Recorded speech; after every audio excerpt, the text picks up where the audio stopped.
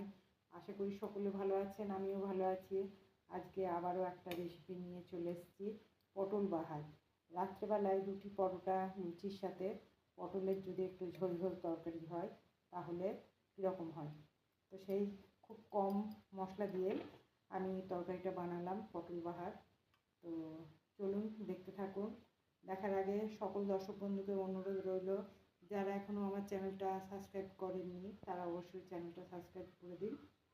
দেখুন, আমি এখানে পটলের তরকারি রুটির সাথে করব বলে, রুটি বলুন পরোটা বলুন যার সাথেই হোক খেতে খুব ভালো লাগবে।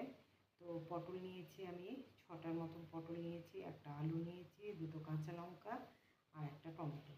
পটলগুলোকে আমি আগে ছাড়িয়ে নিয়ে ভালো করে কেটে নিচ্ছি।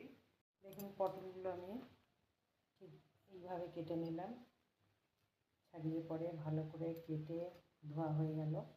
মানে গোল গোল করে কাটিনি, আমি একটু লম্বা লম্বা করে কেটেছি পটলগুলো। আর তার সাথে দেখুন আলুটাও আমি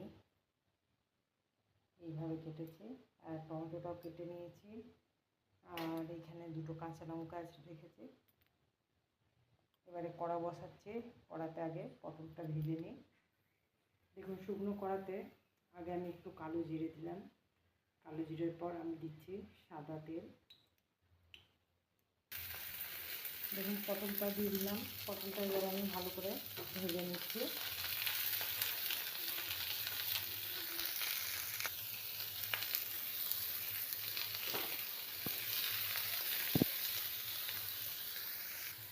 দেখুন, পটলটা ভাজা হয়ে এসছে, এবার আমি দিয়ে দিচ্ছি আলুটা।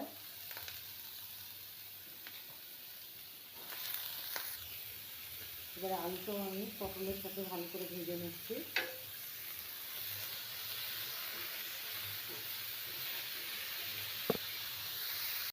দেখুন, আলু পটলটা বেশ সুন্দরভাবে ভাজা হয়ে গেছে, দেখতেই পাচ্ছেন একদম সুন্দর ভাজা হয়ে গেছে।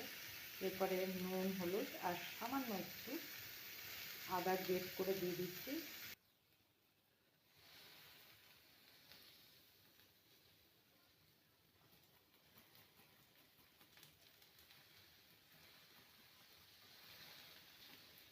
এক টুকরো আদা দিলাম, আদাটা গ্রেট করে দিয়ে দিলাম।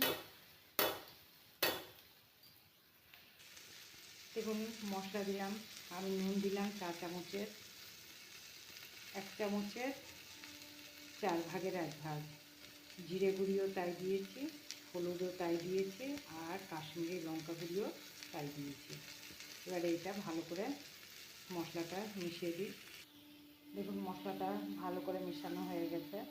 এরপরে আমি গ্যাসটা লো করে আমি একটা ঢাকা দিয়ে দিচ্ছি। দেখুন, আমি ঢাকাটা খুললাম, আমার মশলাটা একদম সুন্দর করে ভাজা হয়ে গেছে। এরপর আমি দিয়ে দিচ্ছি টমেটোটা।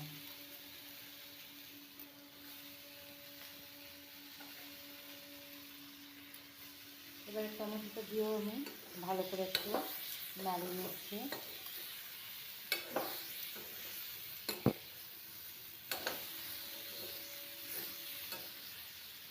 আবার আমি গ্যাসটা একদম লো করে আবার একটু ঢাকাটা দিয়ে দিচ্ছি। দেখুন, ঢাকাটা খুলছি, ঢাকাটা খুললাম, টমেটোগুলো একদম নরম হয়ে গেছে। নরম হয়ে গেছে বলতে নুনটা তো আগেই দিয়েছি। এরপরে যেটা দিচ্ছি সেটা হচ্ছে চিনি, কেননা যেহেতু রুটি পরোটার তরকারি একটু মিষ্টি না হলে ভালো লাগবে না, তাই একটু চিনি দিচ্ছি।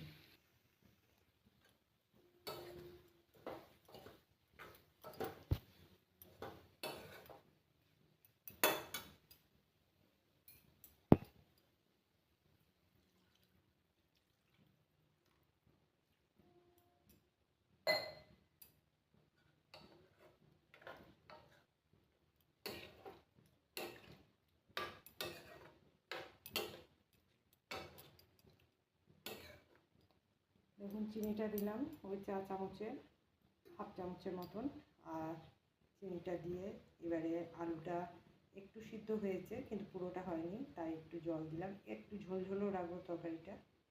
এবারে গ্যাসটা আবারও লো করে ঢাকা দিয়ে দিচ্ছি। আমি এই সময় একটা কাঁচা লঙ্কা এখনই দিয়ে দিচ্ছি।